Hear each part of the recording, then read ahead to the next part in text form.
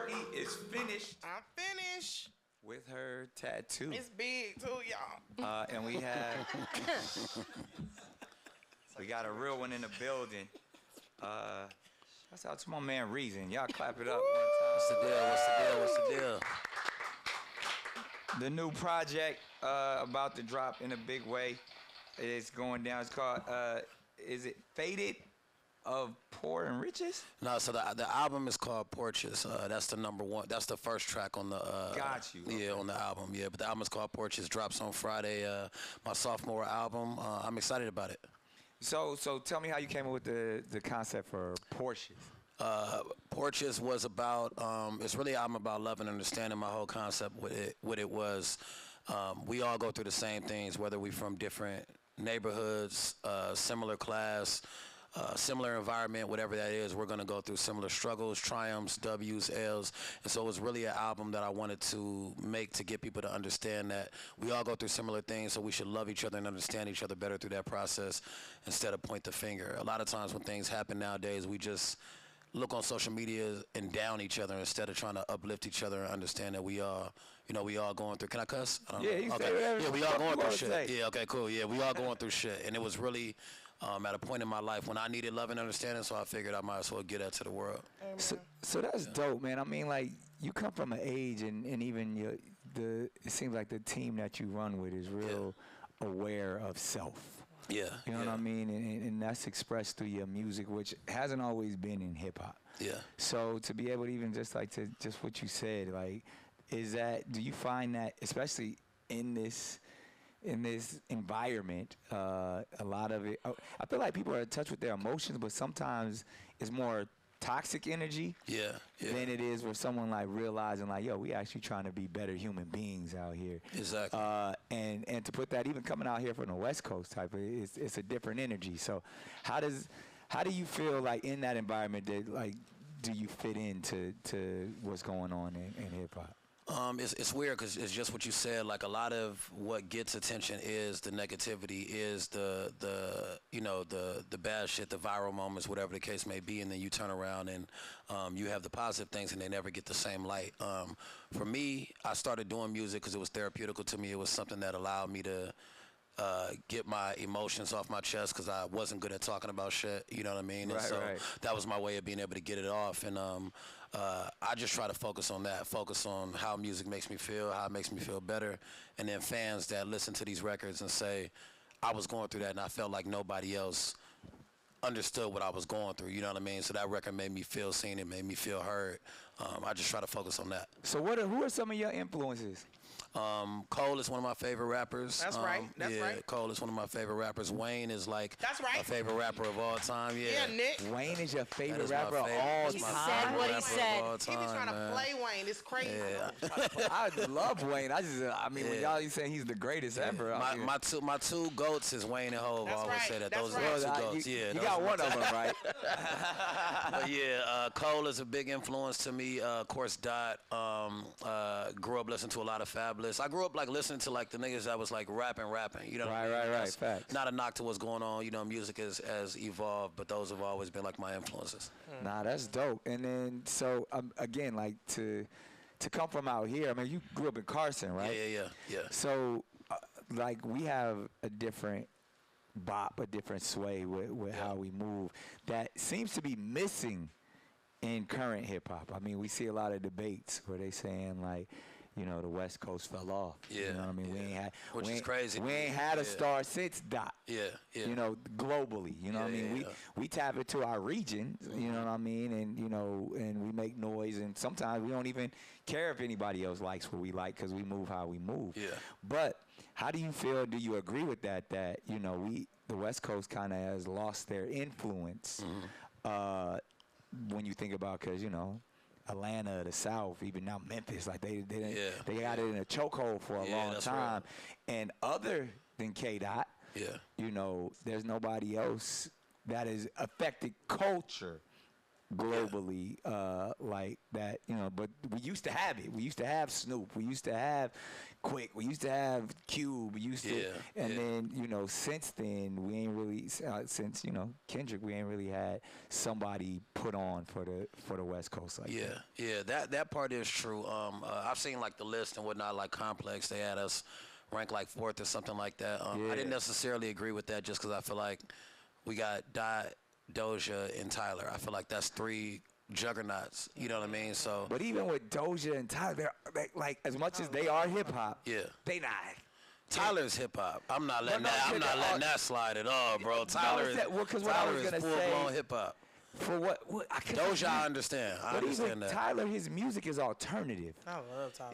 It is alternative, but it is full blown, and that's what I was about to say. I feel like the struggle with the West is that, in my opinion, I've talked about this with the homies, I feel like we put ourselves in a box. It's like if it doesn't sound like West Coast music, we discount it like it's not an artist from LA. Like the only reason Tyler isn't considered an artist that is like hip hop or West Coast is because he is different. You know what I mean? He's alternative. He's alternative. Yeah, you know he's expanded beyond hip hop. And for me, it's like, what other region do they do that in? And that's the thing that I feel like the West kind of like struggles with. You get what I'm saying? It's like if like you never hear nobody say Andre 3000 is not from the South. That's real. He don't sound nothing like, the niggas is from the South, but you never hear them say that. You never hear them say that about other artists that are in these other regions. It's only the West. It's like if we not making music that's like, over a Dre beat or over G-Funk or whatever the case may be, it's not considered West Coast. When to me, it's like, I'm from the West Coast and I make music. I make West Coast music. Right. And to your point, I think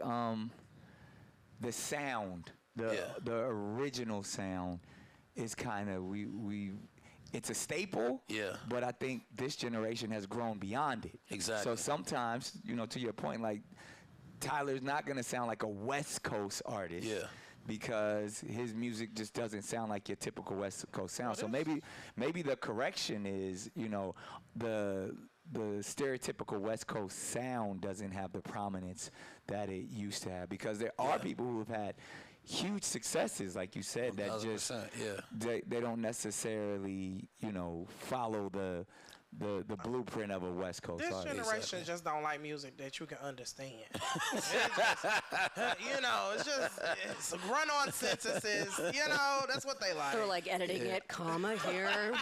Honestly, I feel like we just in a place, man, where like people don't even really know what they like. Like they allow the internet to tell them, like if I actually like this artist as a person, then I can maybe get into their music. Or if this artist does something that makes them go viral, then I can get into their music.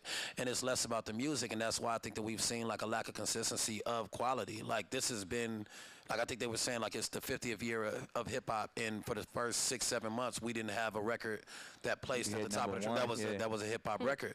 It's because all we're looking for is virality instead of artists used to spend all their time in the studio. Now they spend all their time making content. That's right. It's less about the music and it's more about, the content. And that even goes on the platforms that support certain things. We only talk about, for the most part, content. We don't spend as much time talking about music and talking about what an artist was trying to convey in their record or what an artist was trying to convey in their project. We don't spend as much time.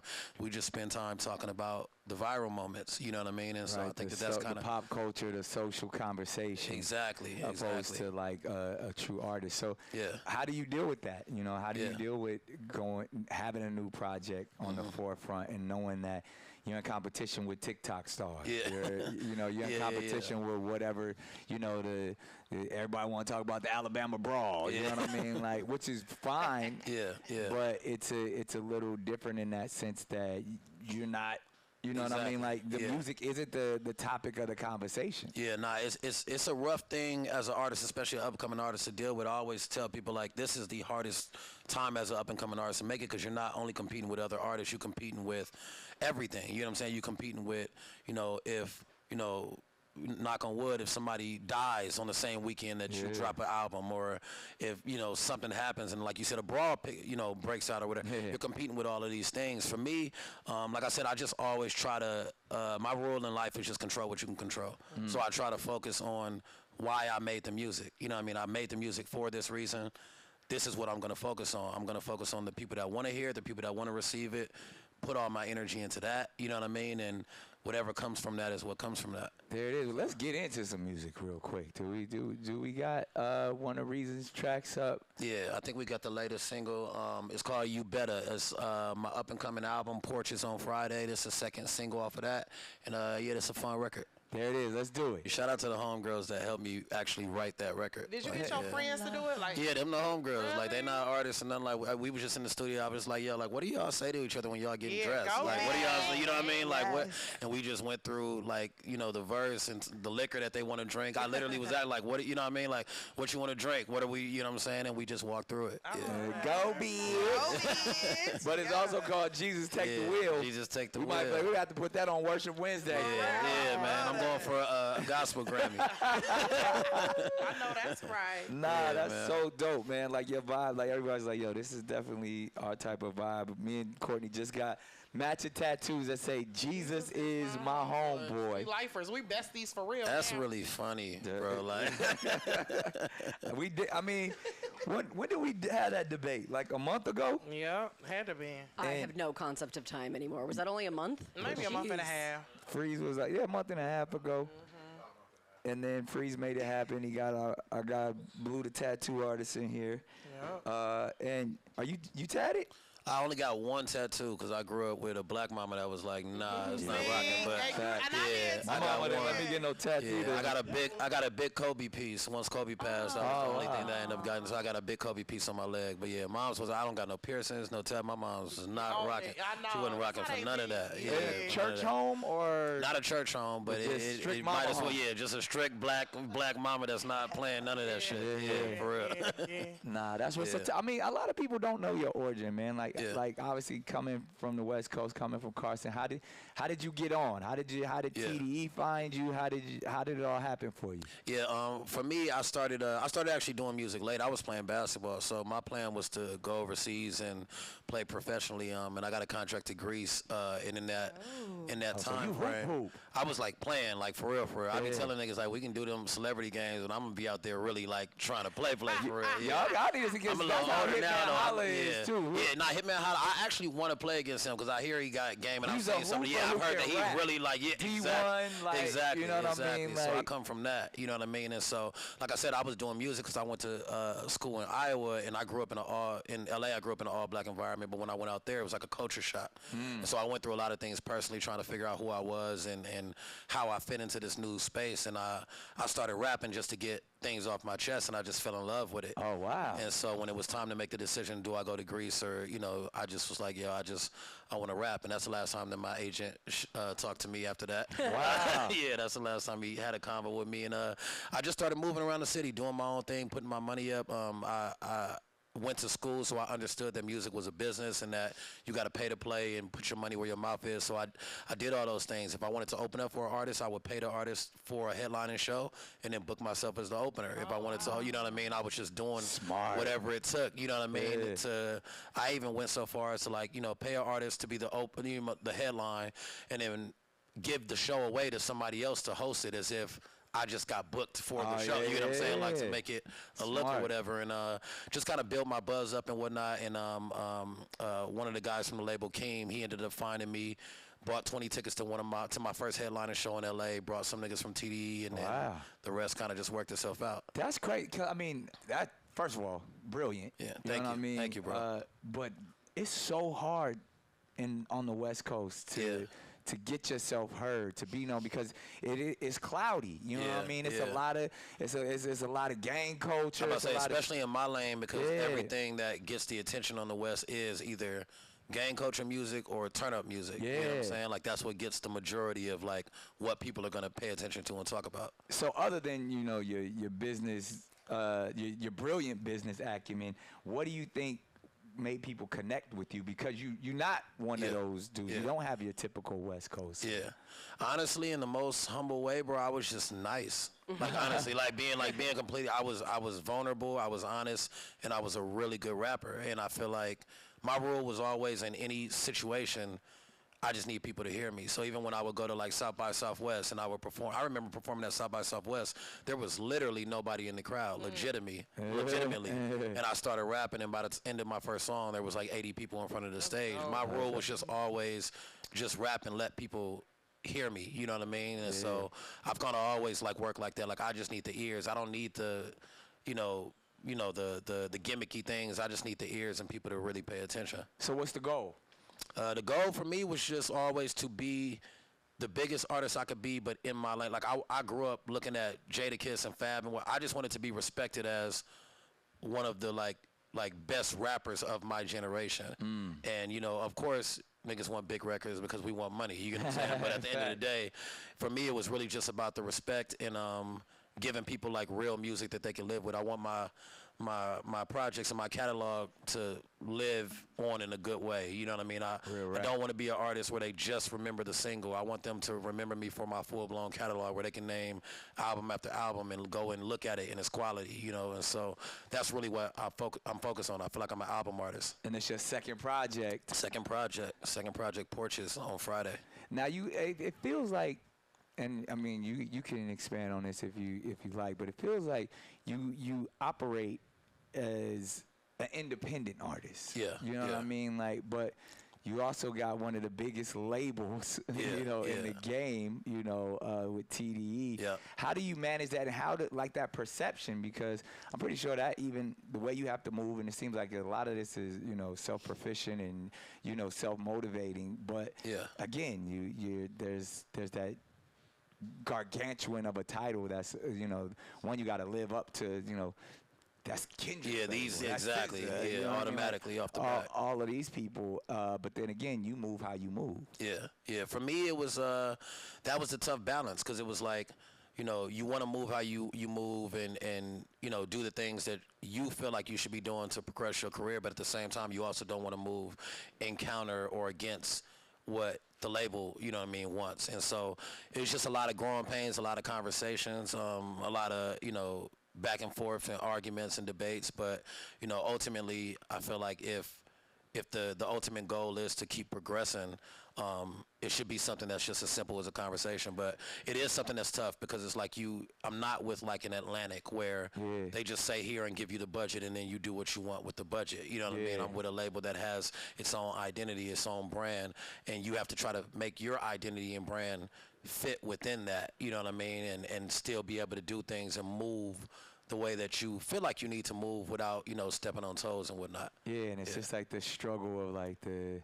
DSPs, and, you know what I mean, like the things where the bigger labels, or the majors as they call them, they kind of get to the front of the line, and then when you got to hustle as even like TDE is major as well, but like it's a difference, like you said, when you're not with like a.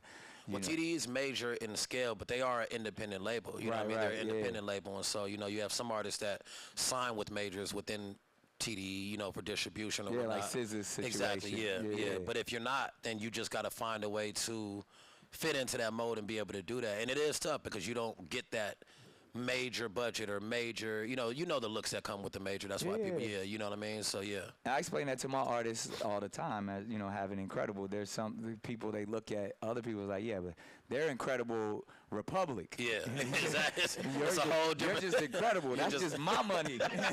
There's a difference, you know what I mean? So, but but there's also benefits because when you win, and there's no major attached to it. And you have all the leverage when you do walk into, or you can not even walk into that situation. The and bread just is all yours, exactly. and you get to make those decisions. So it seems like that's the movement that you're on. I salute that in a big way. Yeah. Ladies, do you guys have any questions for Reese? I think this was a great conversation. Hey, you over there in pain with that tattoo. No, I just love. It bleed. I'm like, I just love that you're doing it for the city. I think that's amazing, and just really putting on and creating your own sound and in your own lane.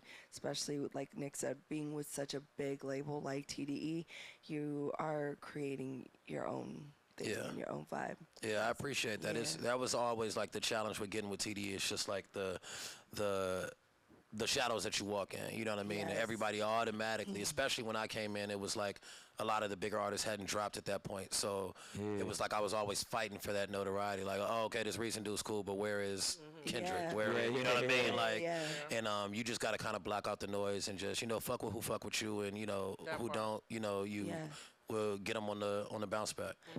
Wise words. We had this conversation about hip hop and Chrissy B. Yeah. She's That's the my one who dog. was- Yeah, she shout out was to the one Chrissy. that was like, you guys need to fuck with Reason's music. Like I remember love. we were all sitting having this like really big debate about LA hip hop artists and rappers, and you were definitely the main topic where she was like, y'all need to listen to Reason's music. So I'm extending that to everyone else, especially in the chat. Who's I listening. appreciate that. Friday, it goes up. Yeah. Yeah, Porches. Friday, man. Porches coming out. My second joint. I'm super excited about this one. I put a lot of time and effort into this one. You're doing it for a reason, man, and I salute you and wish you nothing but much continued success, man. This project sounds like it's gonna be one of them ones. That's love. Thank you, man. I appreciate it.